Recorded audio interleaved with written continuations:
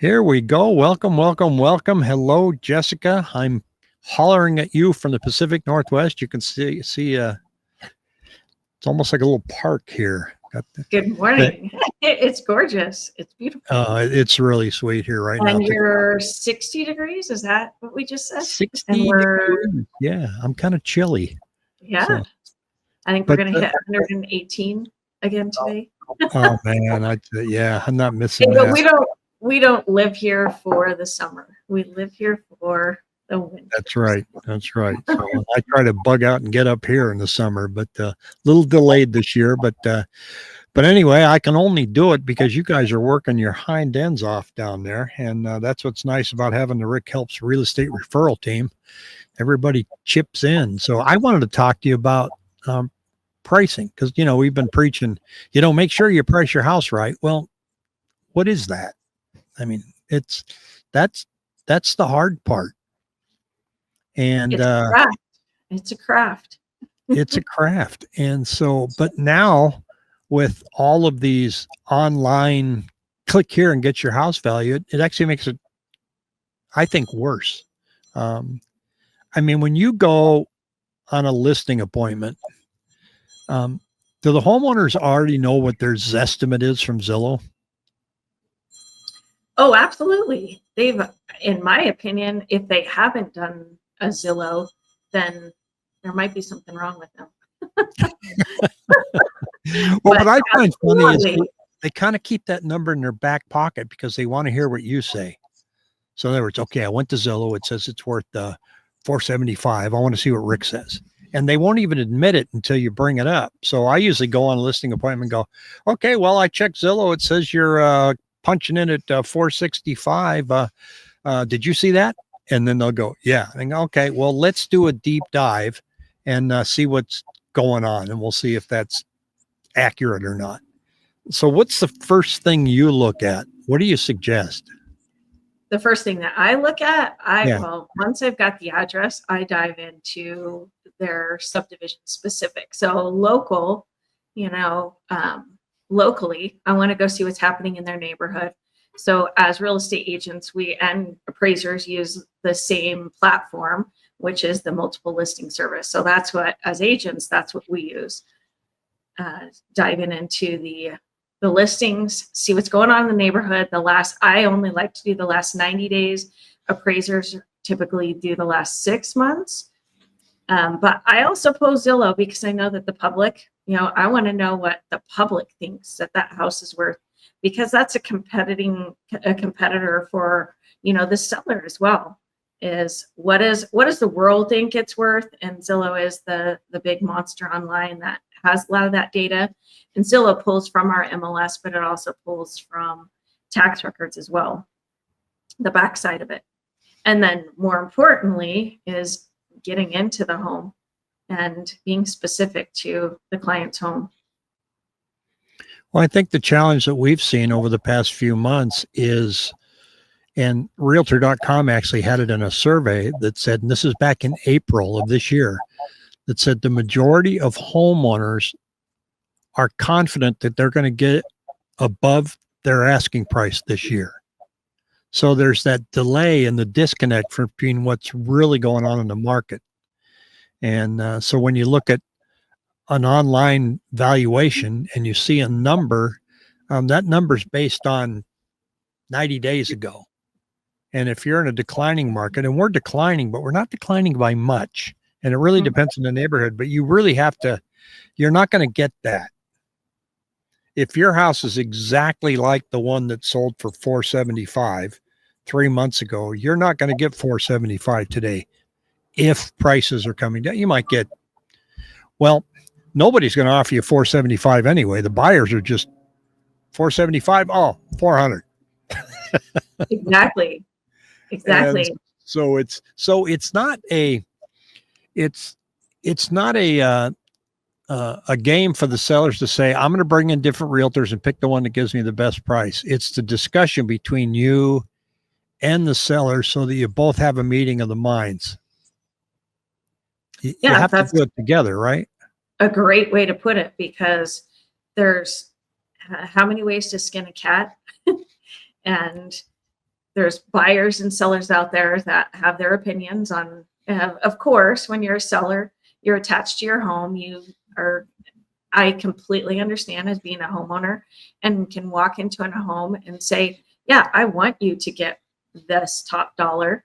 But at the end of the day, the goal is to sell the house in the current market. And that may not necessarily be top dollar. Well, it should be in that market, right? It should be in that market. But if the market trend that they've pulled was 90 days ago, we're setting them up for failure if we're not, having the meeting of the minds or the discussions. And there's no longer that available time to say, let's throw it out there and throw the spaghetti on the wall and see if it sticks, right? Let's throw that house out on the let's market. test it. Let's try this price. We can't do that anymore. It's stigmatized, and there's too many other options. That marketplace has come and gone, and the new marketplace is very.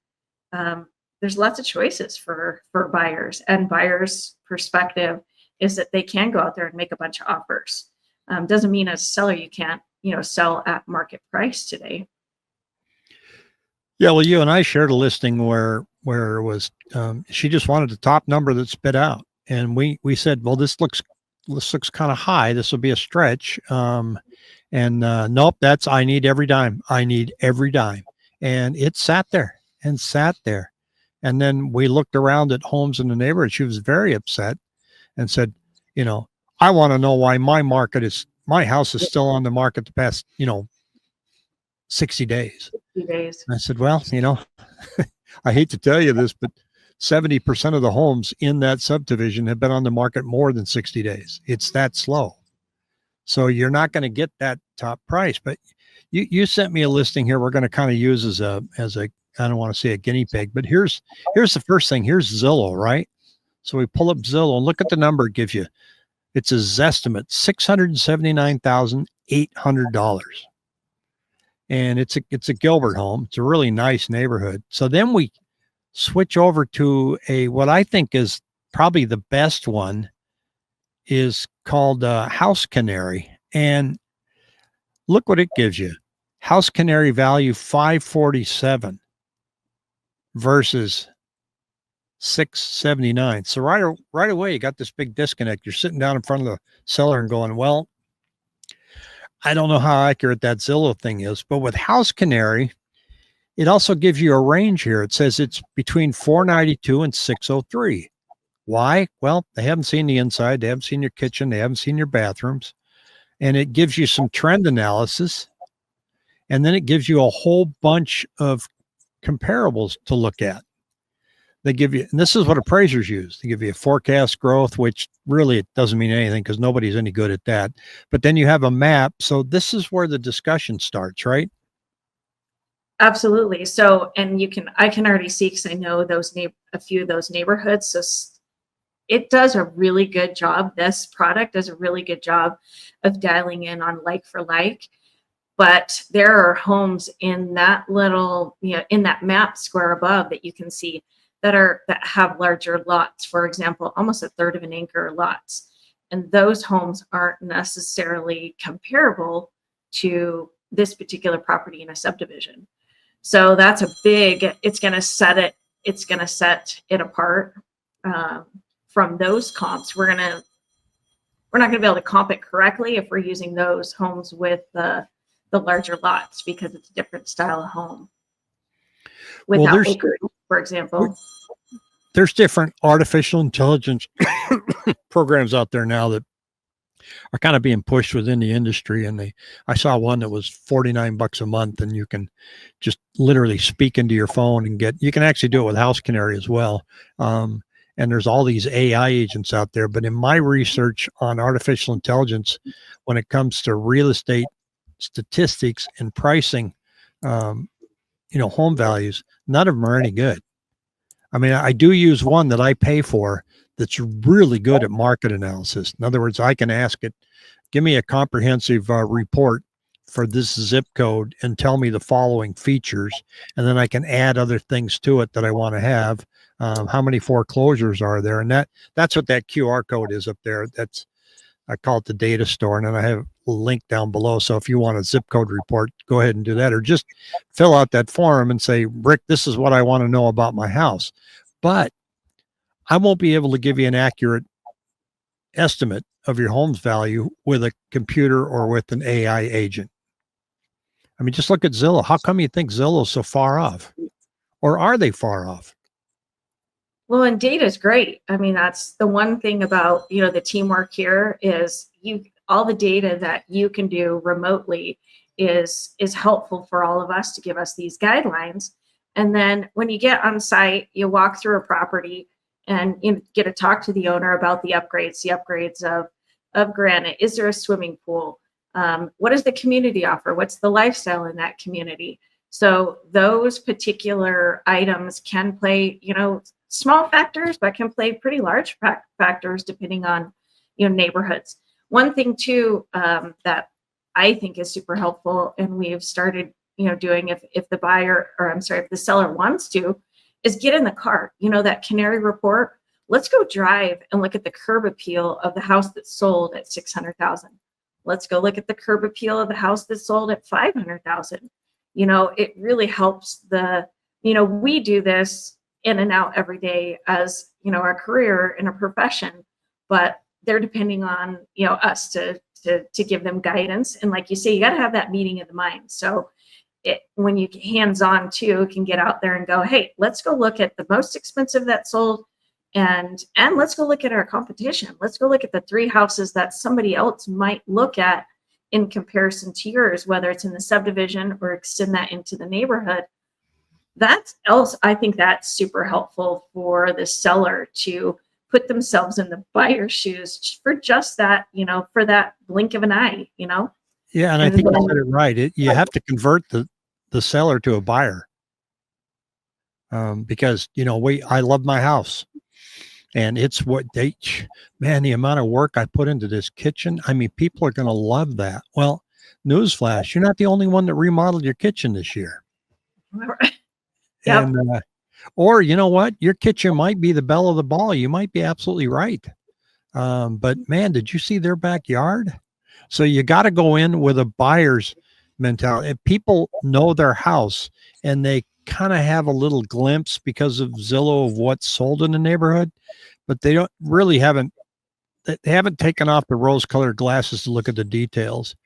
And so this market, although it's slow, if you're priced right, you're not having a problem, especially in Gilbert, Chandler, Scottsdale.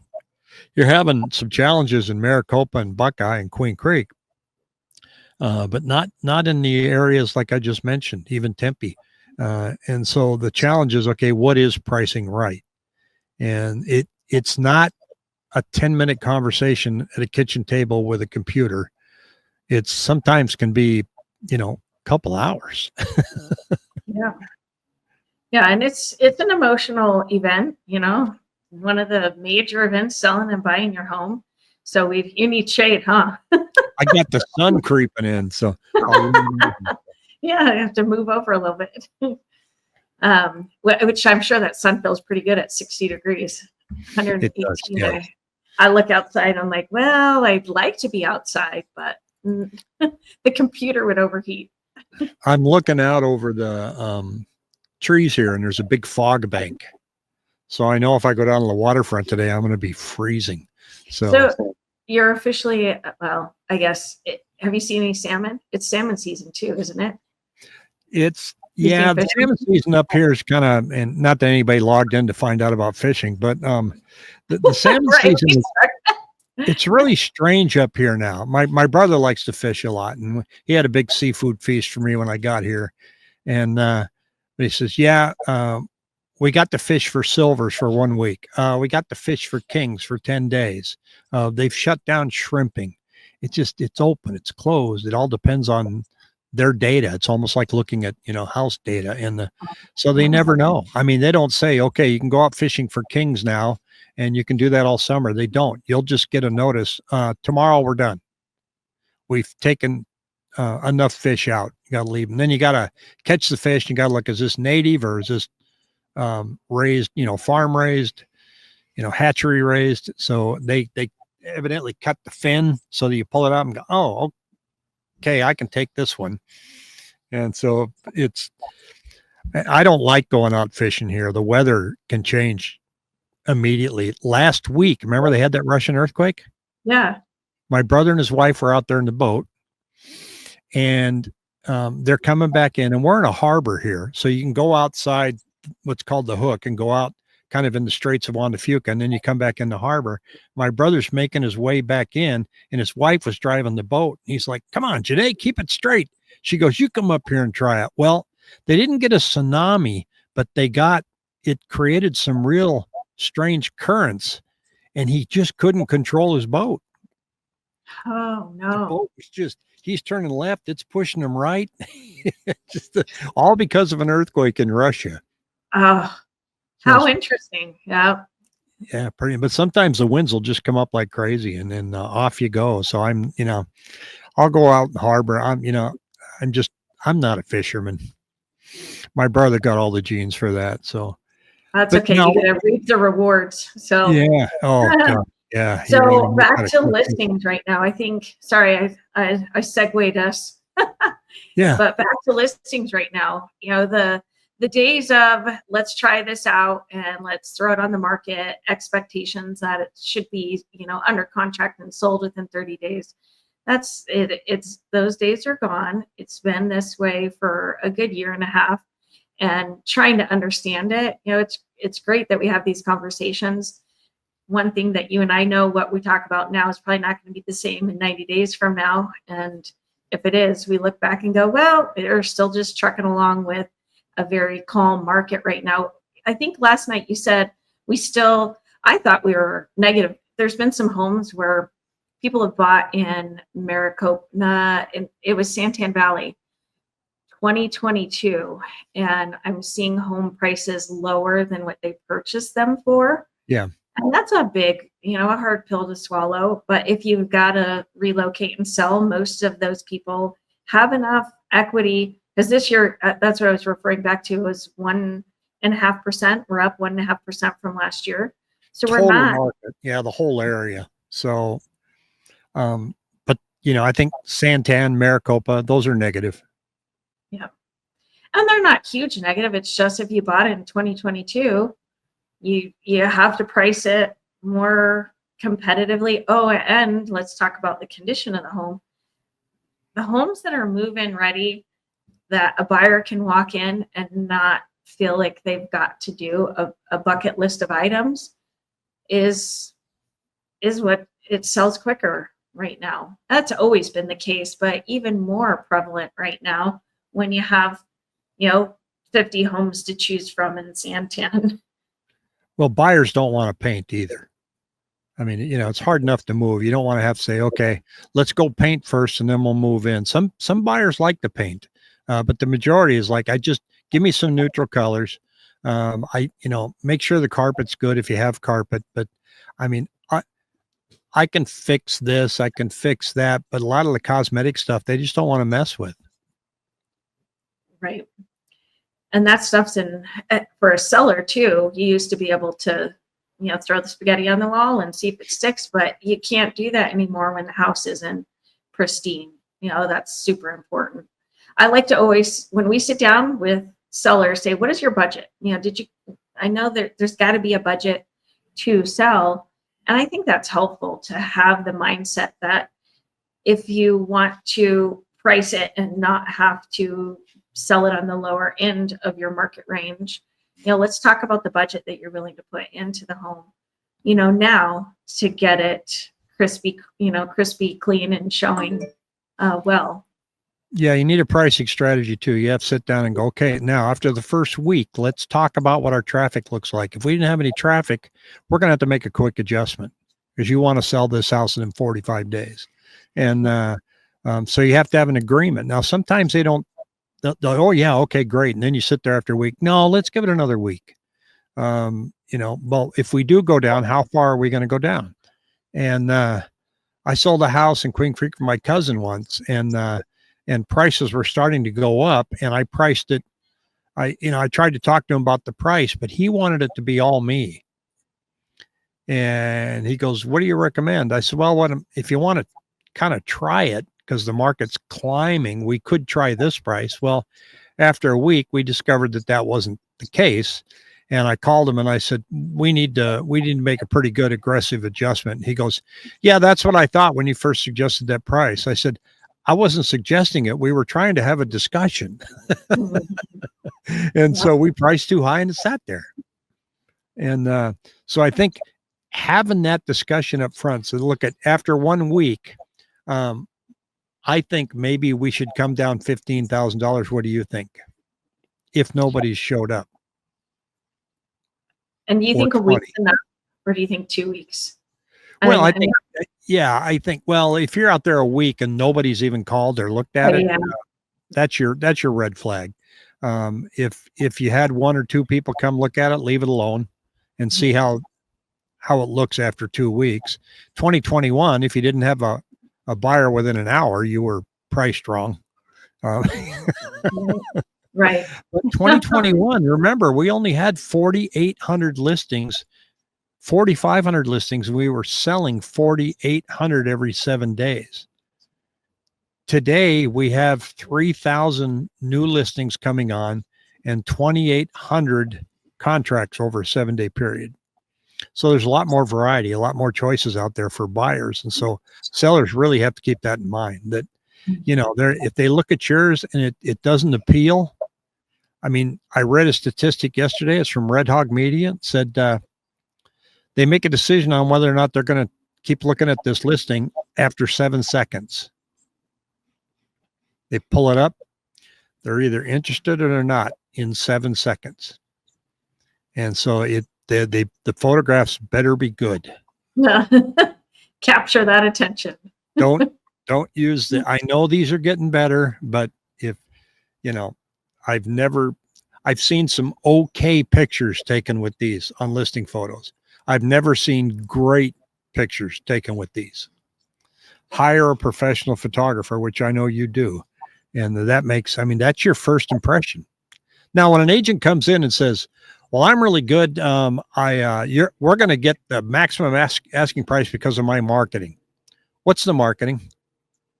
The MLS. 95% is MLS, which is tagged by every platform available to real estate, right? Well, my Google. realtor got it on every website out there. I know that's one click of the mouse. Share IDX. That's it. And he took my pictures and he put in the music. That's another click. But I find YouTube for putting a listing up is okay if you want to have a link of a video walkthrough of the property that you can use to share on newsletters or mailing to your database, but it's not it's not really that effective. Putting it on Facebook, it's there for a day and then it scrolls down the feed. They never see it again. So unless you're just sitting there putting it up. Instagram, not too bad. If you're advertising on homes.com and you've featured your listing on homes.com, that's very effective marketing. You pay for that. It keeps showing up on Instagram over and over again, and as an ad, or in Facebook as an ad.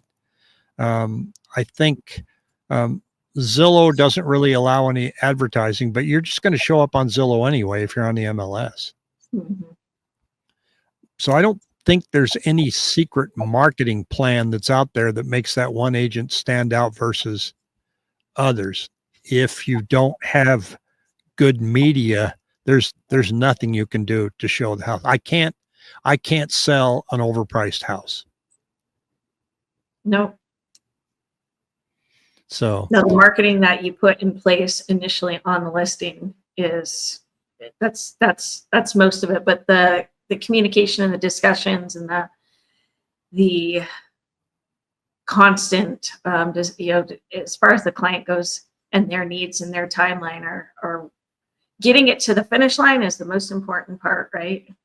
yeah, everybody wants to, but you got to start in the right place. I'm glad you joined me in this discussion, and I hope that helps some people. And I want to thank you for doing all the heavy lifting while I'm out of town. And we'll we'll stay busy. And I think we're all waiting for the fall, see what happens. I'm not expecting a lot of major changes, but I don't know. So all I can do is just look at the numbers and share them here. So, and again, if anybody wants a zip code report, that link is down below. I call it the data store. Or if you want something other than that, just let me know. Rick, I'd like to see this, this, and this. It's really easy for me to put together. Like I say, I'm paying for a site now where I can put that stuff together rather quickly, but I have to be in front of the computer to do that. I might be out hiking. It's pretty detailed too. It's great. It is. It's a lot of fun. Yeah. Well, thanks All again for right. having Have me. a super day. Yeah, you too. Enjoy the weather up there. All right. Thanks. See ya. Bye.